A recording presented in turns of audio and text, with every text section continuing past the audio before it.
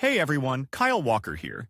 If you love cars, fixing things, or just want to understand your vehicle better, you're in the right place. I share hands-on tips, smart driving advice, and straight-up car talk without the fluff. Make sure to hit that like button, subscribe to the channel, and stick around till the end. You don't want to miss what's coming up. Let's get into it. Every day, residents of large cities and especially regional centers observe traffic jams, which sometimes become multi-kilometers long. The most depressing picture is observed during rush hours, when the number of vehicles on the streets increases. Nobody likes traffic jams because they lead to schedule shifts, increased consumption of fuel and components, and exhaust the driver. Let's talk about which transmission is preferable for such situations and what else should be taken into account. Where do traffic jams come from? Traffic congestion is characteristic of all large cities, and this trend exists not only in our country, but also in developed countries. The growth of the urban population and the simultaneous increase in the number of vehicles are to blame. Road junctions and crossroads cannot withstand such a load, and any ordinary accident immediately becomes an increasing factor in an already unfavorable situation.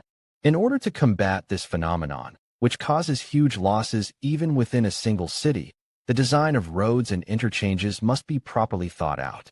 Many tools have been invented for this purpose: traffic lights, overpasses, traffic circles, main and additional lanes in traffic, and many others.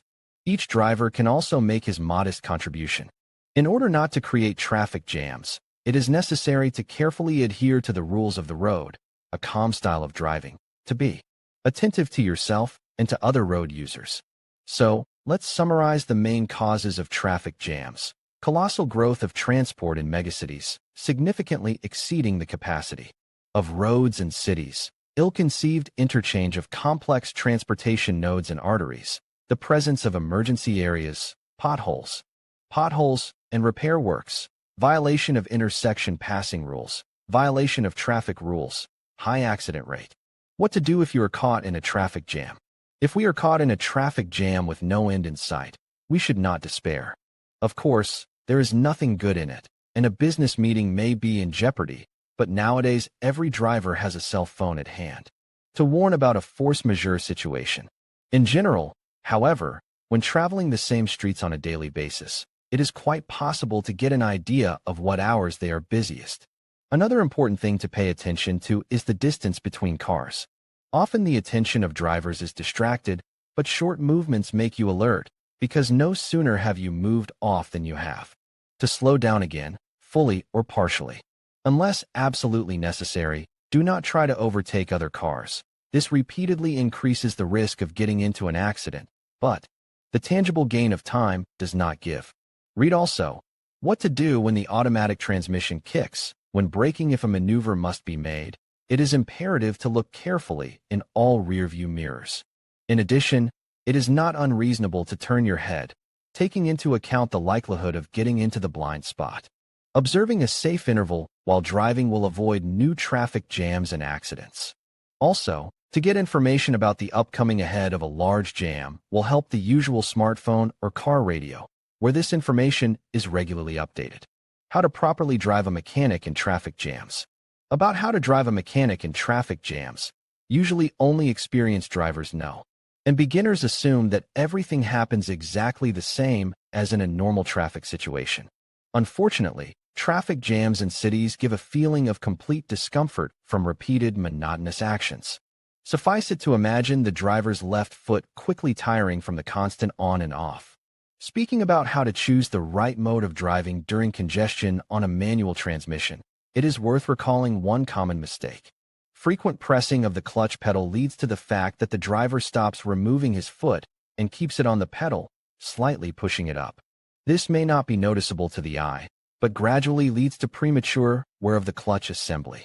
Therefore, remove your foot completely and make a habit of placing it on the floor near the pedal. This will significantly extend the life of the release bearing. If there is a suspicion that it will be necessary to stand still for a long time, the gear lever is moved to the neutral position. The pedal is released, and the car can be fixed with the parking brake.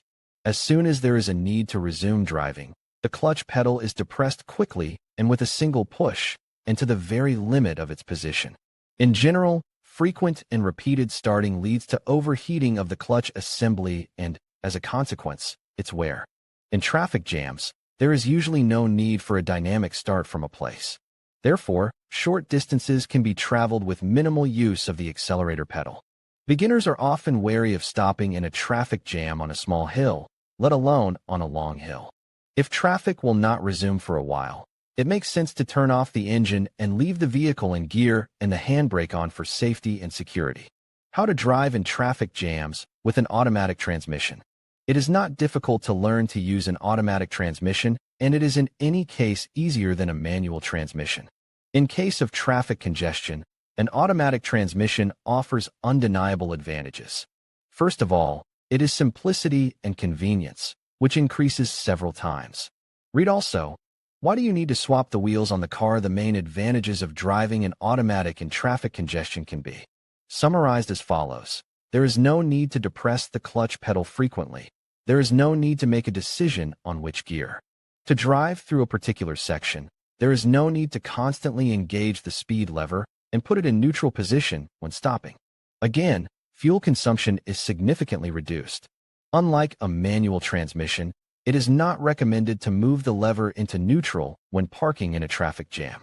It is enough to keep the car in one place by lightly pressing the brake pedal.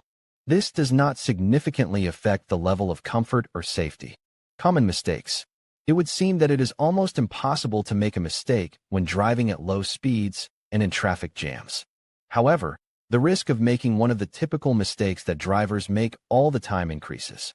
First of all, it is important to keep the distance to the car in front. Even if the flow of traffic sharply picks up speed, it can only last for a few tens of meters, after which the mass collective braking will begin. You need to be ready for it.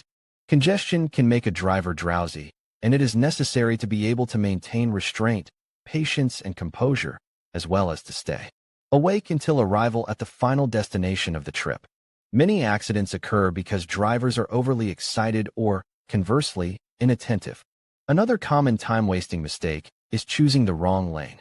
The rightmost lane is usually used by commercial vehicles, more slow-moving vehicles, or cars that are about to turn right.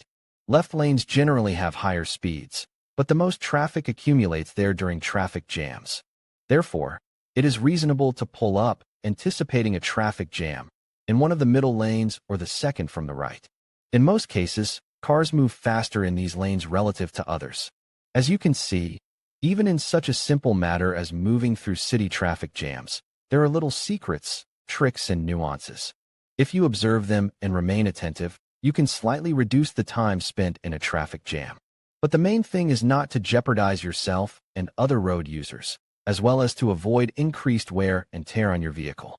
We invite all readers to share their own observations and secrets on the topic of moving in traffic jams in the comments under the material. In conclusion, navigating traffic jams can be a challenge, whether you're driving an automatic or a manual vehicle. Understanding the differences in how each type of transmission responds in stop-and-go situations can significantly enhance your driving experience. For automatic drivers, utilizing features like adaptive cruise control can ease the burden, while manual drivers should focus on smooth clutch control and gear selection to maintain momentum. By applying these strategies, you can make your journey through congested roads more manageable and less stressful. Remember, patience and awareness are key to safely navigating any traffic situation. Thank you for watching, and drive safely.